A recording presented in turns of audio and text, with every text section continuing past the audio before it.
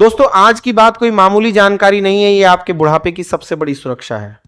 जरा गौर कीजिए, कुछ बुजुर्गों के आगे पूरा घर झुकता है और कुछ के लिए दरवाजा तक बंद हो जाता है। फर्क क्यों पड़ता है?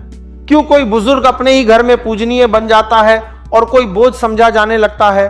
सदियों पुरानी नीति शास्त्र की समझ आज भी इस सवाल का जवाब देती है, बुढ़ापे को इज्जत के साथ कैसे जिया जाए।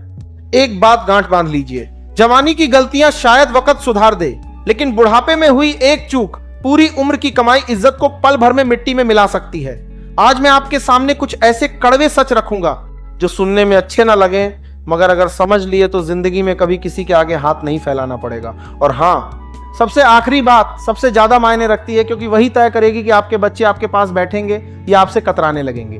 तो शुरू करते हैं। पहली सीख, अपनी डोर अपने हाथ में रखिए। आर्थिक आजादी को कभी मत छोड़िए। इसका मतलब बहुत गहरा है। अगर समझ आया हो तो कमेंट में जरूर बताइए। अब बात करते हैं सबसे कड़वे सच की। बुढ़ापे की सबसे बड़ी भूल है वक्त से पहले अपनी हर चीज, हर अधिकार बच्चों या रिश्तेदारों के नाम कर देना। भावुकता में आकर बुजुर्ग सोचते हैं कि अब तो सब इन्हीं का है, ये खुश रहेंगे और मेरा ख्याल रखेंगे, मगर सच्चाई इसके उलट है। जिस दिन आप अपनी पूरी ताकत दूसरों के हाथ सौंप देते हैं, उसी दिन से आप मार्गदर्शक नहीं बल्कि दया के पात्र बन जाते हैं। और समाज में दया मिलती है, सम्मान नहीं। आजकल अक्सर देखने को मिलता है, संपत्ति बच्चों के नाम होते ही बुजुर्ग का कमरा बदल जाता है, उनकी थाली बदल जाती है और घर में उनकी बात सुनी जानी बंद हो जाती है। अपनी सहारे की लाठी कभी दूसरे के हाथ मत दीजिए, वरना वही लाठी सहारा देने की जगह डर का कारण बन जाती है।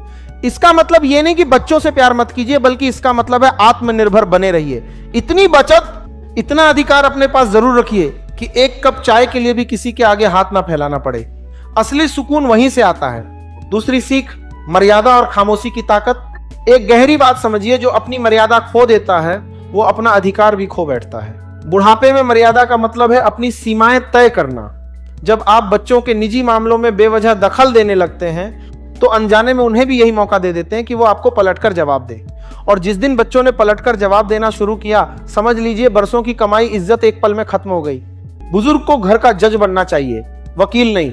जज तभी बोलता है जब मामला उसके सामने रखा जाए और उसका फैसला आखिरी और सम्मानित माना जाता है, लेकिन वकील हर छोटी बड़ी बात पर बहस करता है। अगर आप घर की हर बात पर बहस करेंगे तो आपकी बातों का वजन धीरे धीरे खत्म हो जाएगा।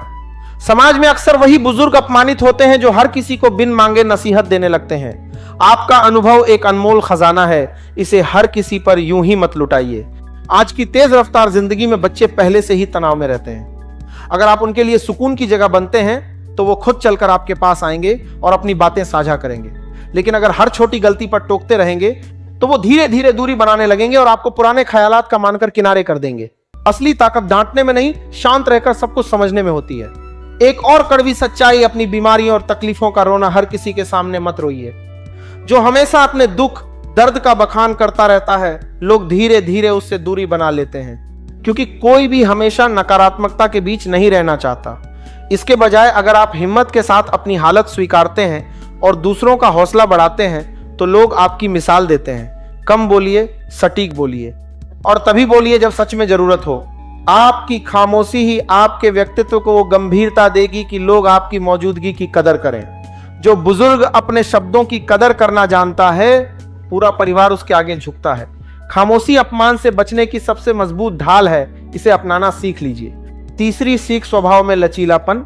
और आखिरी सच, इंसान का स्वभाव ही उसका सबसे बड़ा दोस्त या सबसे बड़ा दुश्मन होता है। बुढ़ापे में जब शरीर साथ छोड़ने लगे, तब सिर्फ आपका व्यवहार ही वो सहारा होता है जो लोगों को आपके पास बनाए रखता है। तीसरी तरह के बुजुर्ग वो होते हैं जो बदलते वक्त के साथ अपनी सोच नहीं बदल पाते। वो चाहते हैं दुनिया वैसे ही चले जैसे 40 साल पहले चलती थी, लेकिन बदलाव ही दुनिया का नियम है। अगर आज की तकनीक, आज की सोच, आज की जीवन शैली को सिर्फ इसलिए नकारेंगे क्योंकि वो आपके जमाने से अलग है, तो आप खुद को समाज से अलग थलग कर लेंगे। जो बुजुर्ग वक्त के साथ खुद को अपडेट रखते हैं, उन्हें समाज में सबसे ज्यादा सम्मान मिलता है। इसका मतलब अपनी संस्कृति छोड़ना नहीं, बल्कि नई पीढ़ी की खुशियों में शामिल होना सीखना है। जब आप पोते पोतियों के साथ उनके खेल में शामिल होते हैं या उनके नए विचारों की तारीफ करते हैं, तो आप उनके लिए एक दोस्त बन जाते हैं। कहा गया है, जैसे फल लगने पर पेड़ की डालियां झुक जाती हैं, वैसे ही ज्ञान और उम्र बढ़ने पर इंसान को विनम्र हो जाना चाहिए। अहंकार बुढ़ापे की सबसे बड़ी बीमारी है। मुझे सब पता है, मैंने दुनिया देखी है वाला रवैया आपके और आपके अपनों के बीच एक बड़ी दीवार खड़ी कर देता है। सम्मान उम्र से मिलता है, लेकिन उसे बनाए रखना आपकी विनम्रता पर निर्भर करता है। जब आप अपनी गलतियां मानना सीख लेते हैं और छोटों से भी कुछ नया सीखने का जज्बा रखते हैं तो आपकी गरिमा कई गुना बढ़ जाती है। एक आखिरी बात, बुढ़ापे में अपनी जिद और अपेक्षाओं को कम करना सीखिए। जो बुजुर्ग हर वक्त अपनी हर इच्छा पूरी होने की या दूसरों से बेहद सेवा की उम्मीद रखते हैं, वो अक्सर निराश और चिड़चिड़े रहते हैं, और यही चिड़चिड़ापन बोलचाल में कड़वाहट बनकर निकलता है, जो अपनों को ही चोट पहुंचाता है। इस उम्र में खुद को अध्यात्म और आत्मचिंतन की तरफ मोड़ना समझदारी है।